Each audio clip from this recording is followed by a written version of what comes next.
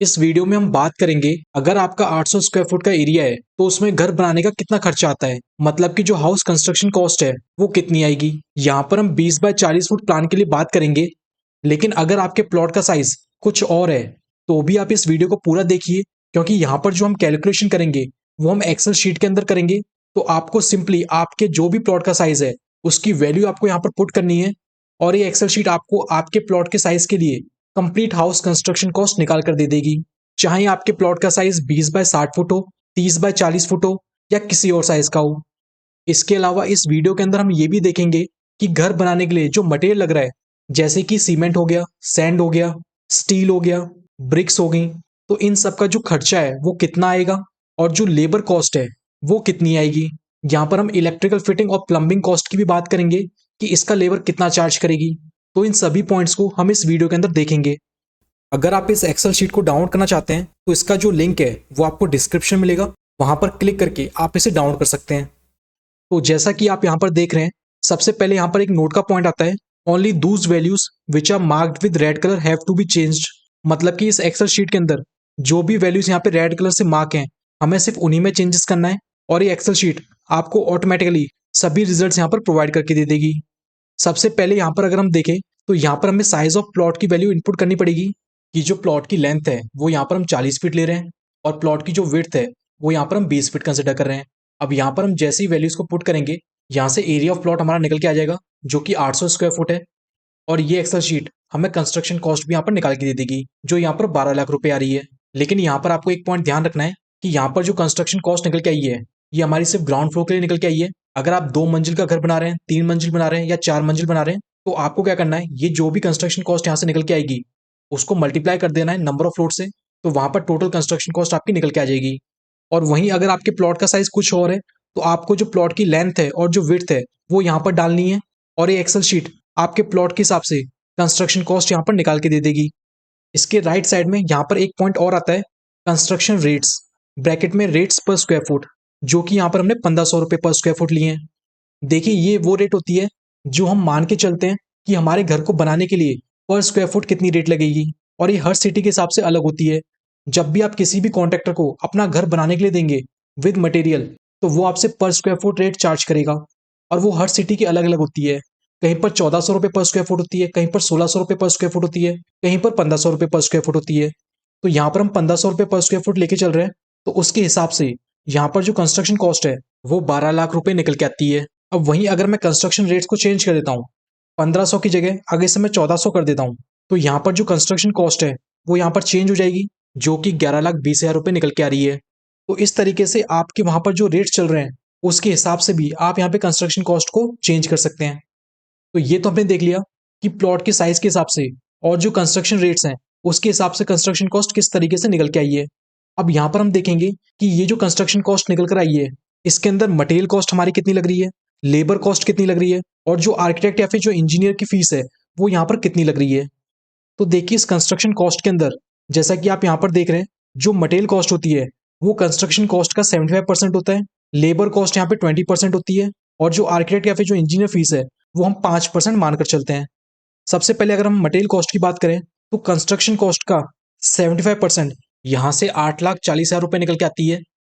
मतलब कि 11,20,000 में से 8,40,000 रुपये मटेरियल की कॉस्टिंग निकल के आएगी।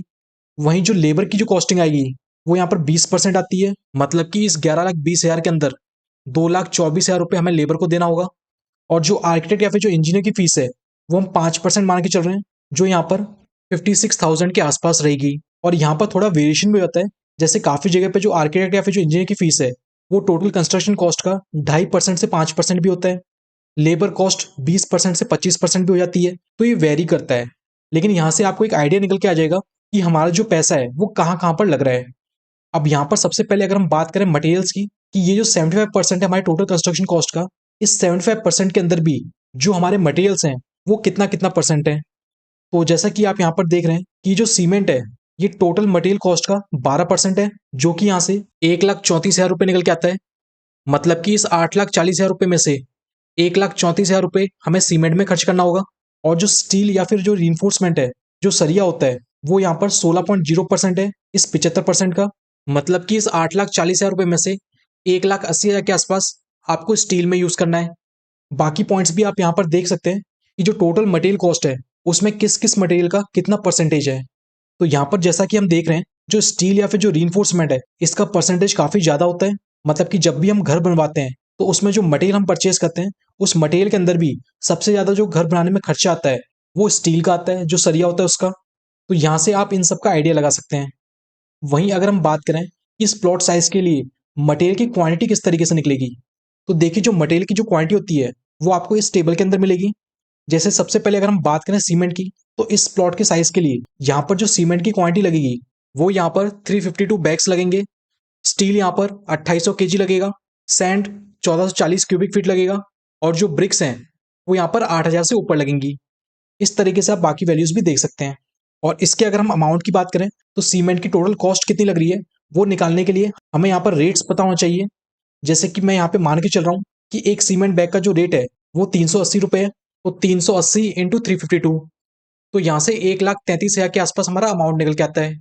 तो यहाँ पर 20 बाय 40 फुट का घर बनाने में टोटल जो सीमेंट का अमाउंट लगेगा वो यहाँ पर 1,33,760 रुपये लगेगा। और बाकी की जो मटेरियल्स हैं उनकी भी रेट्स हम यहाँ पर पुट कर देंगे। जो भी आपके एरिया में कॉस्ट चल रही है वो आपको यहाँ पर डाल देनी है और उसके हिसाब से ये आपको अमाउंट निकाल के दे देगा। तो यहाँ से टोटल मटेरियल कॉस्ट निकल के आ जाएगी 5,94,040 रुपीज। देखिए इससे पहले की जो टेबल थी उसमें जो हमने मटेरियल निकालता वो हमने परसेंटेज में निकालता। ये मान के चलते हैं कि जो मटेरियल कॉस्ट होती है वो हमारी 75% होती है टोटल कंस्ट्रक्शन कॉस्ट का। और उस 75% में भी कितने कितने परसेंट हमारा कौन सा मटेरियल होता है हमने वो देखा था। अब यहाँ पर जो हम देख रहे हैं वो हम देख रहे हैं कि जो मटेरियल की क्वांटिटी है वो हमारी कितनी लगेगी। जैसे सीमेंट बैग हमारे कितने लगेंगे, स्टील की क्वांटिटी कितनी लगेगी, घर बनाने में कितना सैंड लगेगा, नंबर ऑफ ब्रिक्स कितनी लगेंगी, यहाँ पर हम वो सब चीजें देख रहे हैं। तो उसके हिसाब से यहाँ पर टोटल मटेरियल कॉस्ट निकल के आती है। मटेरियल कॉस्ट के बाद अब यहाँ पर आता है लेबर कॉस्ट।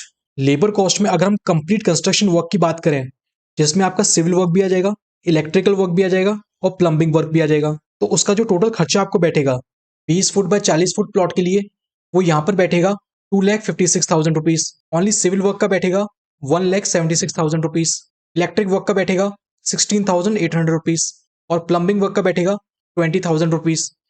ये यहाँ पर हमने लेबर कॉस्ट देखा। और वहीं अगर हम प्लॉट का साइज चेंज कर देते हैं तो यहाँ पर आप देखेंगे कि जो क्वांटिटी ऑफ मटेरियल है वो भी यहाँ पर चेंज हो गया, जो लेबर कॉस्ट है वो भी यहाँ पर चेंज होगी। तो कुछ इस तरीके से किसी भी प्लॉट साइज के लिए आप यहाँ पर हाउस कंस्ट्रक्शन कॉस्ट निकाल सकते हैं। इंजीनियर्स, अगर आप कंस्ट्रक्शन या डिजाइनिंग फील्ड से बिलोंग करते हैं तो इंफ्रा स्किल अब लाया है आपके लिए एक ऐसा प्लेटफॉर्म जहां पर आपको मिलेंगी कंस्ट्रक्शन ई बुक्स और फॉर्मुलेटेड एक्सेल शीट्स, जैसे कि excel sheets for bar bending schedule calculation, चाहे वो कॉलम का बीबीएस हो, स्लैब का बीबीएस हो या किसी और आरसीसी मेंबर का। इसके अलावा e book on thumb rule for construction, mistakes at construction sites and many more. So engineers, आप हमारी वेबसाइट www.infraskillup.in से इन फॉर्मुलेटेड एक्सेल शीट्स और कंस्ट्रक्शन ई बुक्स को डाउनलोड कर सकते हैं। आप हमारे इंस्टाग्राम अकाउंट को भी फॉलो कर लीजिए जहां पर हम आपसे कंस्ट्रक्शन रिलेटेड नॉलेज शेयर करते हैं।